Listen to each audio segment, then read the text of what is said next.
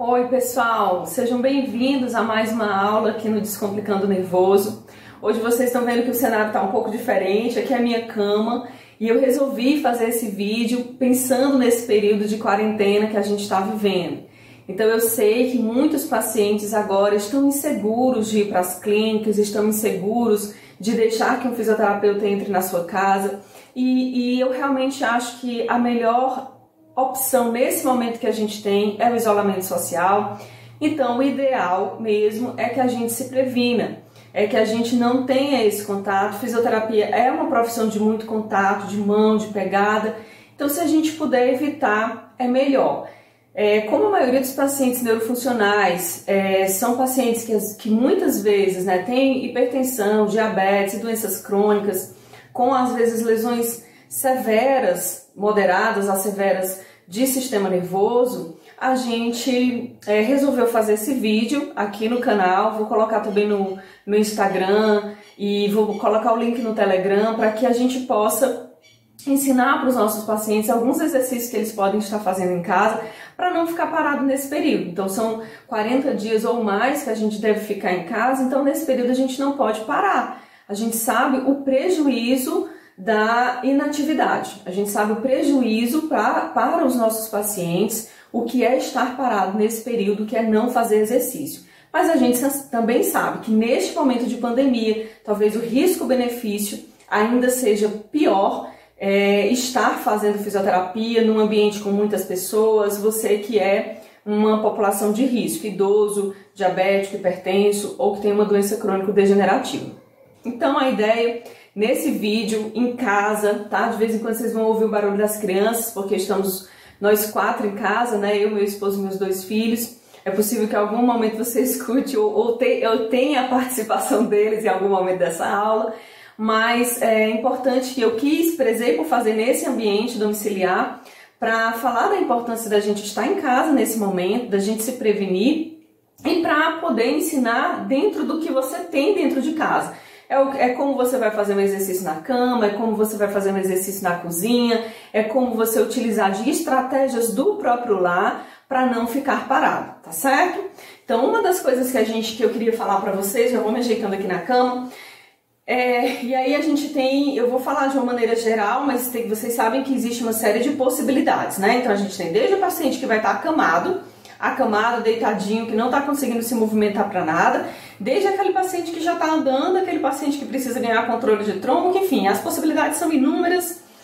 Não é uma aula só para AVC ou só para Parkinson, é uma aula geral e a gente vai captando aqui dessa aula aquilo que se encaixa para a nossa realidade, tá certo? Então eu vou ter uma fala mais direcionada para você que é paciente ou que está convivendo com um paciente, que tem um idoso dentro de casa, que tem uma pessoa que sofreu um AVC, que tem um familiar que tem Parkinson ou esclerose múltipla e não quer levar ele agora para a clínica, e eu acho que você está certo nesse momento. Então o que fazer dentro de casa para o meu familiar, para a pessoa que eu cuido? O que eu posso fazer para ela não ter tanto prejuízo funcional com tanto tempo sem exercício? Primeira coisa, tudo que a pessoa pode fazer sozinha, ela deve fazer sozinha. A gente já falou sobre isso outras vezes e eu reforço nesse momento. Então, esses dias eu estava reavaliando uma paciente e ela disse assim, no meio da conversa ela falou assim, quando ela, aí apontou para a irmã, lava o meu cabelo e continuou a conversa. Aí eu disse, mas por que a sua irmã lava o seu cabelo? E ela parou e não soube responder. Eu disse, coloca a mão na cabeça. E ela conseguiu. Coloca a outra mão. E ela conseguiu. E eu disse, por que a sua irmã lava o seu cabelo? Ela tem uma dificuldade maior de se equilibrar. O problema maior dela é equilíbrio. Então, gente, se a pessoa está com medo porque ela pode desequilibrar, o banheiro é molhado, tem o sabonete e tal, tudo bem. Vamos respeitar isso e não oferecer um risco maior para essa pessoa cair. Então, o que eu posso fazer? Eu posso colocar uma cadeira, a pessoa vai sentar, mas ela vai lavar o cabelo dela. Se a pessoa tem condições de levar a mão à cabeça, de fazer os movimentos para lavar o cabelo, ela precisa lavar o cabelo dela.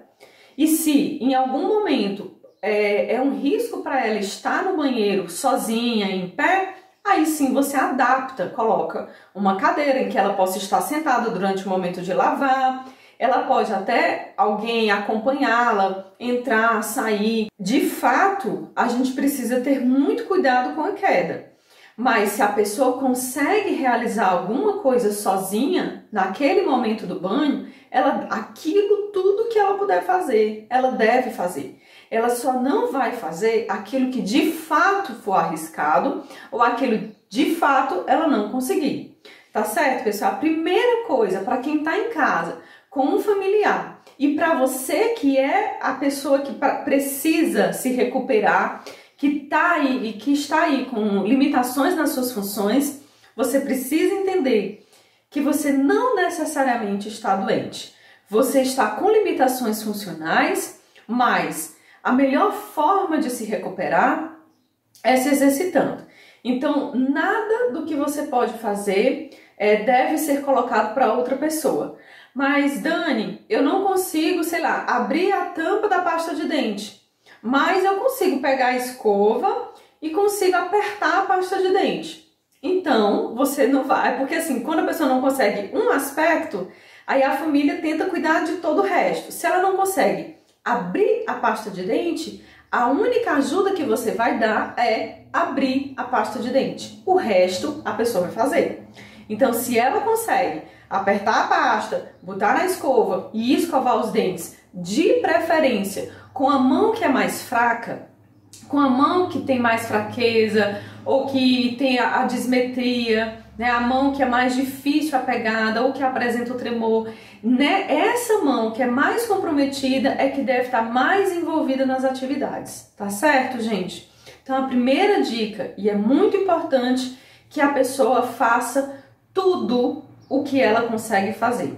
Tudo, mesmo que isso exija mais tempo, mesmo que isso exija paciência de quem está perto e sobretudo da própria pessoa com aquilo que ela vai fazer e adaptações. Então, se for preciso adaptar, colocar uma cadeira dentro do banheiro, colocar uma barra, ter um auxílio na hora de cortar a comida, mas na hora de levar a comida à boca a pessoa pode fazer sozinha. Então você vai analisando o que de fato a pessoa não consegue, para nesses aspectos você familiar ajudar, tá bom? E você enquanto paciente também vai perceber isso, o que é que de fato eu não consigo fazer, tá certo? E observar, se for no caso de um AVC, nem que você tem, na maioria das vezes, um lado mais comprometido e outro menos comprometido, tenta observar como que você faz com o lado menos comprometido e aí você vai tentando aos poucos, né, adaptando e realizando as tarefas. Uma coisa que é muito interessante para a pessoa que está aí com uma dificuldade de mobilização de membro superior, ou porque está totalmente hiplégico, ou porque tem uma espasticidade já se instalando, uma contratura, é a gente fazer descarga de peso no membro comprometido. Então, o que você pode fazer? Você vai estender os dedinhos, deixar tudo retinho, cotovelo reto. Se precisar da ajuda de alguém para fazer isso, pede ajuda de alguém. Vai colocar na lateral e vai jogar o peso do corpo sobre esse braço. Então, o braço que você vai jogar o peso do corpo sobre ele é o braço mais comprometido, é o teu braço mais fraco, tá certo? Então, você vai proporcionar a esse braço, ele se sentir, ele ter essa propriocepção de peso, da descarga do peso do corpo sobre o membro mais comprometido, tá certo? Mais fraco. Isso você também pode fazer com o membro inferior, eu mostrei aqui agora com o membro superior, e isso também é uma posição de alongamento, né, gente? Então, se você tá nessa posição, a minha mão tá assim, tá? Então, tá bem retinha, espalmada na cama. Então, essa posição é uma posição também de alongamento, de extensão dos dedos, de extensão de punho e extensão de cotovelo. Então, é uma atividade interessante que você pode estar fazendo. Sempre importante, quando essa pessoa vai ficar no leito, se ela vai passar muito tempo no leito, é muito importante o posicionamento do membro. Então, para aquelas pessoas que tiveram AVC, é muito comum, não é um padrão, não é regra, mas é comum que muitos pacientes, ao longo do tempo, eles vão adquirindo uma postura com rotação interna de ombro, um ombro mais aduzido, estendido, né, com dificuldade para extensão. e que esse cotovelo ele vá ficando mais fletido, o punho também, os dedos também. Então eu preciso posicionar de forma que eu permita que esse ombro vivencie outras posturas, tá? Então é importante na fase inicial, né, se a pessoa ainda está acamada, ou mesmo se você percebe que o braço dela tá mais para dentro, né, tá rodando mais para dentro, que ela tem dificuldade de botar a palma da mão para cima, é importante posicionar o ombro dessa forma, pelo menos 30 minutos por dia. Então a pessoa vai deitar, vai rodar o bracinho para fora e vai colocar a palma da mão para cima, tá, gente? Então, ó, o braço, a tendência é ficar assim, né? Mais comum, né? Todo mundo não. Você vai dizer, ah, meu pai teve uma AVC e não tem isso aí não. Tudo bem, não é todo mundo que vai ter não. Mas alguns vão desenvolver essa postura a nível de ombro que ela retrai mais o ombro assim para dentro.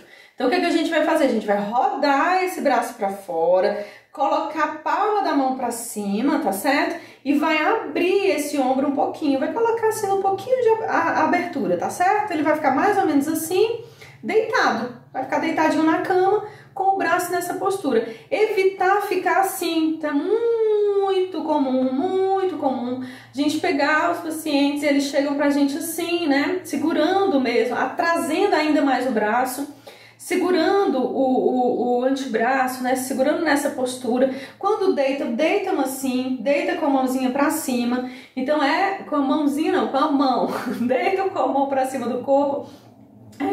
Deitam com a mão acima do corpo. Então é bom a gente evitar esse tipo de posicionamento. Ó, vou fazer de novo. Roda o braço pra fora, palma da mão pra cima, estica o cotovelo e abre um pouquinho o ombro, tá certo? Assim é uma postura legal. Por quanto tempo? De preferência 30, 40 minutos, mais de uma vez ao dia. Então faz 30 minutos de manhã, 30 minutos de tarde, tá bom? É importante vivenciar essa postura. E quando eu não estiver vivenciando a postura, eu posso ficar assim? Não. O ideal é que esse braço fique retinho com o corpo, tá certo? Se o ombro tá muito luxado, se você ver aquela queda do ombro, luxado é um termo que a gente usa, um termo mais técnico, mas deixa eu falar pra vocês. É aquele braço que quando você pega, gente, você sente pele aqui. Você não sente durinho, tá bom? Porque aqui é osso, né? Aquele braço que quando você toca aqui no ombro, você sente, vale, cadê o ombro? Cadê a parte durinha? Que é a pele, que é músculo, às vezes hipotrofiado, tá certo? Hipotônico. Então você vê aquele ombrozinho, você aperta, assim, às vezes você vê um dedo, 2 dedos, depende do tamanho da luxação. Então nesse caso é bom você posicionar sempre aproximando. Nunca pega uma pessoa dessa puxando pelo braço. Não faz isso, tá? Não faz isso, porque pode lesionar ainda mais esse ombro. Então o teu familiar tá lá deitado, você percebe que tá fraquinho, né? Você pega aqui no braço dele, você não sente esse durinho aqui do osso. Você sente mais pele e percebe que tá até diferente o tamanho de um ombro para o outro. Então você não vai pegar essa pessoa puxando pelo braço. Não faça isso, por misericórdia de Deus, tá bom? Não faz isso. Não puxa ainda mais, porque esse ombro já tá luxado e você tá puxando, fazendo que tudo que tá aqui na região, músculo, ligamento, cápsula, seja estirado ainda mais, gerando lesões aí musculares nesse ombro. Então a gente precisa evitar essas lesões. A gente precisa evitar a contratura, que também pode ser decorrente desse posicionamento errado, né? Desse posicionamento, a pessoa passa um tempão nesse posicionamento de curvar, de ombro, de cotovelo curvado ou membro inferior. Peguei esses dias o paciente acamado que não faz extensão de joelho, ou seja, ele não estica o joelho não fica retinho. A posição dele durante 5 meses após lesão foi uma posição de encurtamento, em que ele trazia os joelhos assim para próximo, né? Ficava deitado sempre com o joelho em flexão, sempre com o joelho curvadinho. E aí agora, gente, não faz a extensão, não faz a extensão. E é muito mais doloroso, é muito mais complicado, é muito mais complexo depois que essas alterações musculares se somam às alterações neurofuncionais, tá certo? Neurológicas decorrentes da própria lesão, né? Então a gente precisa preservar essa musculatura desse tipo de complicação, tá bom? Vou mostrar para vocês como é a forma ideal de sentar o paciente. Eu já fiz um videozinho pequenininho sobre isso, tá certo? Vou falar de novo nesse vídeo que a gente tá falando sobre tudo. Vou deitar aqui, minhas pernas estão aqui pra fora da cama, tá certo? Mas é porque eu não queria... Ah, é bom ficar aqui. Gente, eu vou deitar agora para mostrar como que a gente poderia, qual seria a melhor forma de levantar um paciente. Eu já fiz um vídeo sobre isso, vou mostrar agora de novo, para facilitar, já que a gente está fazendo um vídeo sobre todos os exercícios de domicílio, né? Então, a gente está aqui, nós vamos virar para a lateral, ó, esse é o lado mais forte do paciente, ele vai virar para a lateral, trazendo o lado hemiplégico dele, o lado mais fraco, ok? Se posicionou de lado, ele pode ganhando força aqui de ombro, e aí a família também pode ajudar. No caso, se a família se o paciente não conseguir fazer sozinho, a família pode ajudar. Então ele vai tirando a perna aqui para baixo, ao mesmo tempo que ele vai empurrando o tronco para cima. Vejam que o movimento fica muito mais fácil, ó. Eu empurro o meu tronco para cima à medida que a minha perna vai descendo para fora da cama. Se o paciente consegue fazer isso sozinho, ele pode fazer sozinho. Se ele não consegue fazer sozinho, aí é a hora de eu puxar ele de uma vez. Não, é a hora de você fazer a mesma coisa que eu acabei de fazer e ajudar ele. Você vai ajudar ele a ficar na lateral, você vai ajudar empurrando as pernas dele para baixo e ajudar empurrando o tronco dele para cima. Tá certo, pessoal? Não é porque ele não consegue fazer sozinho que você vai pegar ele de uma vez, tá certo? Você vai ensinar o mesmo passo a passo que eu acabei de fazer sozinha, você pode fazer auxiliando o seu familiar, a pessoa que você está cuidando, ok? Deixa eu ver o que mais que a gente pode falar nesse ambiente aqui de quarto. Uma coisa bacana que a gente pode fazer. Para pacientes que têm negligência, não sei se vocês já ouviram falar, mas deixa eu explicar que talvez você entenda o que eu quero dizer. Se você tem um familiar que sofreu um AVC ou um traumatismo crânioencefálico, normalmente que envolve o lado direito do cérebro, tá? Que a pessoa ela tem muita dificuldade de olhar para o lado da lesão, para o lado que está mais fraco. Na maioria das vezes ela tem dificuldade de olhar para o lado esquerdo. A lesão foi do lado direito, ela tem dificuldade de olhar para o lado esquerdo. Na maioria das vezes. Essa pessoa você percebe que ela está sempre assim, ó. A posição da cabeça dela está sempre para a direita, sempre, sempre. Ela olha as coisas para a direita, ela fala com as pessoas que estão à direita dela, ela às vezes, o braço dela pode estar plégico, pode estar, uma linguagem mais simples, ele pode estar fraco, muito fraco. E aí ela está, por exemplo, na cadeira de rodas, se o braço cair, às vezes bate na roda da cadeira de rodas e ela não vem para puxar o braço, é como se ele nem existisse, tá certo? Se você tem pessoa assim na sua casa, então você vai estimular essa pessoa a olhar para o lado esquerdo. Como? Você pode botar objetos, então vou pegar aqui um controle. O controle, por exemplo, da televisão, se ela estiver sentada numa poltrona, o controle da televisão precisa estar do lado esquerdo dela. Para que cada vez que ela for mudar de canal, ela olhe para a esquerda para tentar pegar. Nem que ela tenha que fazer o giro com o tronco, né? Porque o braço direito é o braço forte. Então ela vai lá girar com o tronco, mudou o canal, volta o controle para a esquerda. A comida deve ser dada, deve chegar para ela à esquerda. As pessoas, quando forem conversar com ela, precisam ficar posicionadas à esquerda. Então a pessoa vai ficar do lado dela, conversando com ela, dando estímulo auditivo à esquerda, para que ela posicione a cabeça para o lado esquerdo. Observa o local que essa pessoa dorme, o local que ela come, o local que ela assiste TV, para que o maior estímulo esteja para o lado esquerdo. Então, se ela está deitada numa cama em que o posicionamento da cama favorece que ela olhe para a direita para ver quem está chegando, isso é ruim, porque a direita já é o lado de preferência dela. O que ela negligencia é o lado esquerdo. Então essa cama precisa ficar posicionada de modo que o lado que chame a atenção dela é uma pessoa entrando do quarto, é a televisão, é um barulho, é um movimento, precisa estar tudo para a esquerda, para que ela traga a atenção dela para o lado esquerdo. Isso, gente, a gente vai trabalhar com pessoas que tiveram uma lesão cerebral que leva a uma sequela chamada de negligência. Então, a hemionegligência, na grande maioria das vezes, vai ser vivenciada do lado esquerdo. A pessoa vai negligenciar o seu lado esquerdo. Se você tem uma pessoa assim em casa, se você percebe isso, menina, percebo, chega o pescoço da mamãe, já tá duro, porque ela só olha para o lado direito. Isso é chamado de negligência e você pode estimular.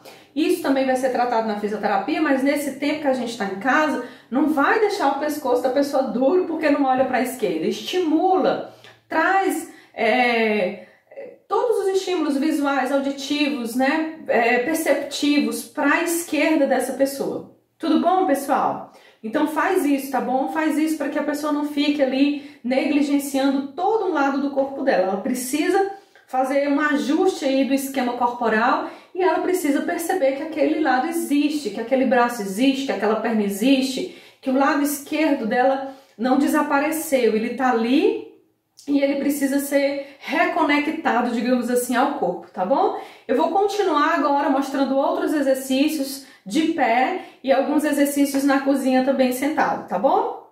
Então, pessoal, vamos dar continuidade a essa aula. Como eu falei, eu ia mostrar em alguns lugares da casa para a gente poder demonstrar o que vocês podem estar fazendo na casa de vocês. Agora vocês vão ouvir um barulhinho aqui de desenho, mas são os meus filhos assistindo, tá bom? Ó, eu tô com um paninho de prato normal. Você pode, para estimular aquele movimento de abertura que a gente falou lá no quarto, que era muito importante, né? Então, a mão do paciente pode ficar sobre o pano de prato. Por que o pano? Porque vai deslizar melhor, tá certo? Então, para a gente fazer esse movimento de extensão, ó, de esticar o cotovelo e de abrir um pouco o ombro, é só colocar o pano de prato na mão e fazer isso aqui. É óbvio que para mim é mais fácil, porque eu não tenho lesão, né, gente? Claro que a pessoa que sofreu uma AVC, ela vai ter mais dificuldade, então ela vai empurrar com o tronco, né? Se o braço ainda estiver muito fraco, ele realmente vai ter dificuldade para fazer esse movimento de extensão. Não precisa ser rápido, não tem uma regra em relação a isso, só precisa ser feito, tá bom? Precisa ser feito. Precisa que essa pessoa faça o esforço de levar esse braço em abertura, em abdução de ombro e em extensão de cotovelo, tá certo?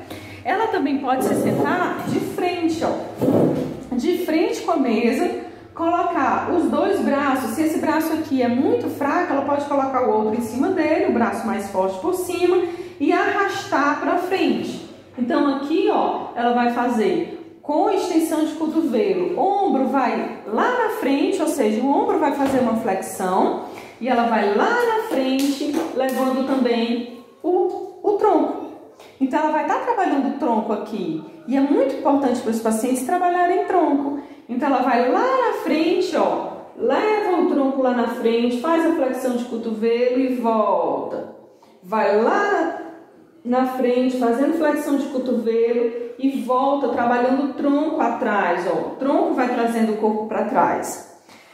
É muito importante que a pessoa que tem dificuldade de sentar, de andar, ela se posicione em alguns momentos sem encosto, tá bom? A maior parte do tempo, essas pessoas elas estão com as costas apoiadas em algum lugar. Na cadeira de rodas, na cama, na parede, ela tá sempre apoiada. E quando ela senta, alguém segura ela pelas costas. Então é importante que você estimule esse controle de tronco. Então, como que eu vou estimular esse controle de tronco? Eu vou tirar o apoio das costas do meu paciente, do meu familiar, da pessoa que eu cuido. Eu vou deixar que, por alguns instantes, ele faça os ajustes necessários para se manter sentado sem nenhum apoio nas costas. O ideal é que os pés estejam bem firmes no chão, que não seja um lugar alto demais, que o pé fique solto, tá certo? As pernas fiquem soltas. O ideal é os pés firmes no chão e as costas soltas. É óbvio que se o paciente ainda não tem esse controle, você não vai, pelo amor de Deus, você não vai deixar esse paciente sozinho, sem apoio. De forma nenhuma, porque quando você voltar ele vai ter caído. Aí você vai dizer que a culpa é minha. você vai estar do lado dele, você vai estar acompanhando, observando, ali pronta para que, caso ele desequilibre, você possa dar um apoio. É importante que ele faça esse esforço de controlar o tronco. Às vezes ele vai cair para trás, ele pode cair para algum dos lados. Como é um exercício para algumas pessoas arriscado, que gera aí um risco de queda, você vai acompanhar de perto, de olho, atento, preparado para, se for preciso, você dar apoio, tá certo? E agora você que eu tô falando é o familiar, é o cuidador, é a pessoa que tá junto dessa pessoa que tá precisando aí recuperar essa função, que é manter-se sentado sem apoio, tá ok? A gente falou da descarga de peso de membro superior, né? Quando eu mostrei lá na cama. Uma outra forma da gente fazer descarga de peso é assim. Uma outra forma da gente fazer descarga de peso é jogar o peso do corpo todo sobre os dois braços. Aqui eu tô apoiada numa mesa de vidro, não é o ideal, tá bom? Não é mesmo o ideal. É só para demonstração, porque era a mesa que eu tinha mais fácil aqui para fazer isso. Então você pega uma mesa de madeira, uma mesa em que o paciente possa se apoiar, coloca o peso do corpo dele sobre os dois braços e permite que um braço mais fraco tenha essa percepção de peso, né, de descarga de peso sobre ele. Então, gente, outra coisa que a gente pode fazer é descarregar o peso no membro inferior. Pega a perna que é menos comprometida, levanta um pouquinho essa perna e deixa que a perna mais fraca, a perna mais comprometida, ela sinta o peso do corpo todo sobre ela, tá certo? Claro que isso pode ser feito com apoio, pode se segurar em algum lugar, na parede, num portão, numa mesa, na mão do próprio cuidador, porque aqui gera um pouco de desequilíbrio, né? Então a pessoa pode se segurar, apoiar em algum lugar, mas é importante que a perna mais fraca, que o membro inferior mais fraco, ele sinta o peso do corpo sobre ele, tá certo? Então descarrega o peso do corpo sobre a perna mais fraca, assim como eu ensinei a respeito de membro superior.